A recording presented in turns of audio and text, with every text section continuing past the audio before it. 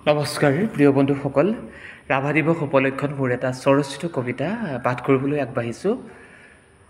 তুমি আহিলে আন্ধাৰ কোঠালি এটা পোহৰ হৈ পৰে, বুকুত বাজি উঠে হেঁপাহৰ গান, নৃত্যৰ ছন্দত কঁপি উঠে আকাশ। এই যে তুমি ভিৰ ফালি ফালি আগবাঢ়ি আহিছা এটি মেহনতি পোহৰৰ সমদল লৈ, সেই সমদলৰ মাজত বাৰু আমি আছোনে? 20 জুন বুলিতো আমি জ্বলাইছোঁ এগছ চাকি। তুমি আহিলে আন্ধাৰ কোঠালি এটা পোহৰ হৈ পৰে, তুমি আহিলে পোহৰ হৈ পৰে এখন সমাজ, এটি গান, এটি সুৰ, এটা কবিতা। তুমি আহিলে পোহৰৰ তৰংগই আমাক বাট দেখুৱাই জিনজিনাই যোৱাকৈ কৈ যায়,